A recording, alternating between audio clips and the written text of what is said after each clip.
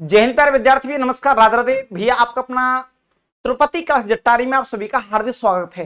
प्यारे दोस्त, आज से एक आपका नया सेशन स्टार्ट होने जा रहा है जो आपका मैथ क्लास बेसिक से होगी। उन विद्यार्थियों के लिए होगी जो भैया बिल्कुल कहते कि मेरा मैथ बहुत कमजोर है। प्यारे दोस्त, डेली आपकी 5 मिनट की वीडियो होगी जिसमें आपका गजब कंटेंट होगा। हर एक टॉपिक का आपकी अलग एक वीडियो होगी। आज जानेंगे भैया आयत के बारे में। बिल्कुल आपने सही सुना भैया, आयत के बारे में जानेंगे बिल्कुल जीरो लेवल से। चलिए आज वाली वीडियो को स्टार्ट करते हैं भैया जी। चलिए एक बार सभी विद्यार्थी भैया हर एक क्वेश्चन को रोक कर देखेंगे जिससे कि आप सभी को बहुत अच्छे समझ में आए। प्यारे दोस्त, आप जानते हो आयत एक इस प्रकार का होता है जिसकी में एक आपकी भैया लंबाई होती है और एक आपकी चौड़ाई होती है।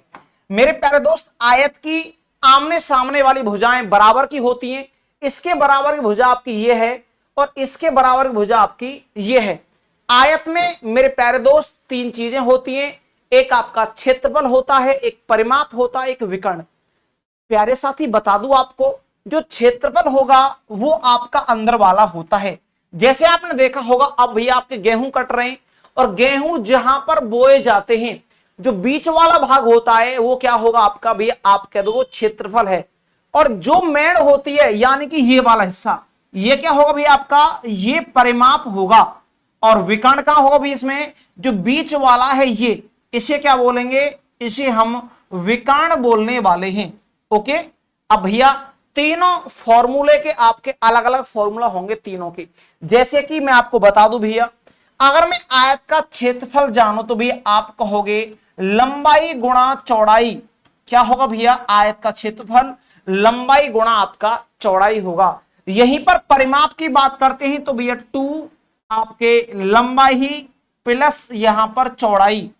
अगर लंबाई प्लस चौड़ाई को जोड़कर दोगुना कर देंगे तो आयत का परिमाप निकल कर आएगा। ओके, यहीं पर विकर्ण की बात करेंगे तो भी आप कहोगे रूढ़ लंबाई का वर्ग प्लस आपके चौड़ाई का वर्ग, दोनों का वर्ग करके भैया वर्गमूल निकालेंगे तो आपका विकर्ण निकल कर आएगा। चलिए तीनों फॉर्मूलों को समझाता हूं आपको क्वेश्चन के माध्यम से।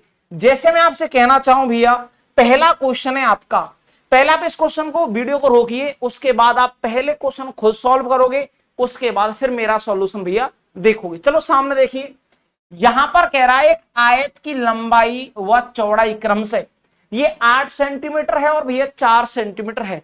तो आयत का क्षेत्रफल क्या होगा, और आप जानते हो क्षेत्रफल होता भैया लंबाई गुणा आपके चौड़ाई। तो भैया यही करना है आपको।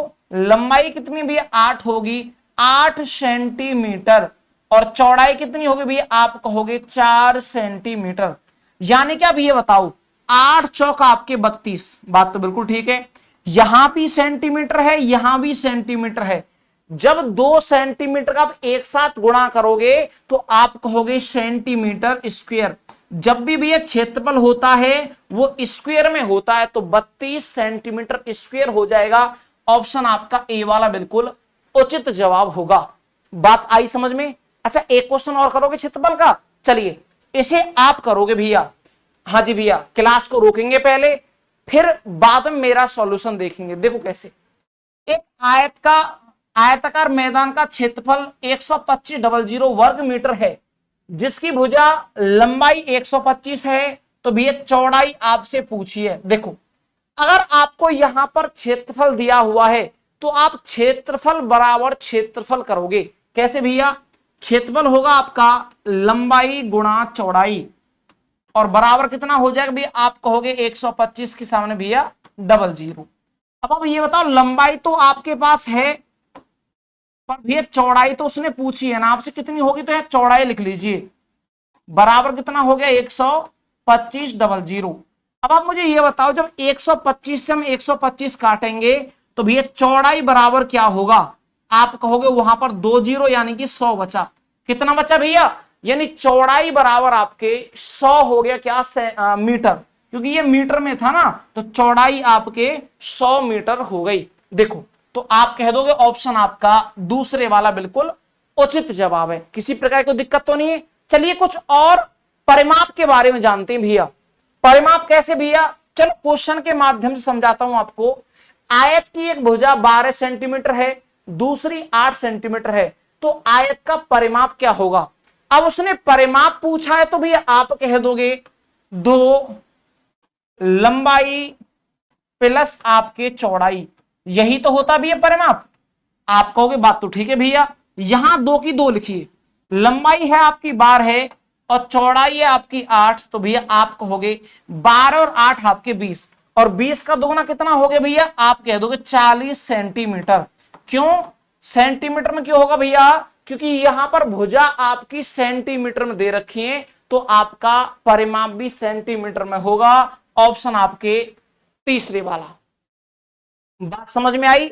चलिए और जानते हैं भैया परिमाप के बारे में, ये वाला क्वेश्चन। अब देखो ये बड़ा अच्छा क्वेश्चन है, मैं सभी वो क्वेश्चन लेकर आया हूं जो आप पहली बार समझना चाहते हो, पहली बार में सीखना चाहते हो, ये आपको प्रत्येक एग्जाम में काम देंगे। देखो यदि एक आयत का परिमाप 48 सेंटीमीटर है, परिमाप है तो परिमाप बराबर लिखेंगे 2l + b, परिमाप बराबर आपके हो गया 48, तो आप कहोगे भैया परिमाप बराबर परिमाप, अगर 2 से में से काटू तो भैया आप कह दोगे 24। सब बात तो ठीक है भैया। अब आपको एक भुजा दे रखी है तो लंबाई निकालनी पड़ेगी आपको। अगर मैं यहां एक भुजा चौड़ाई लिख दूंगा तो मेरी लंबाई आ जाएगी।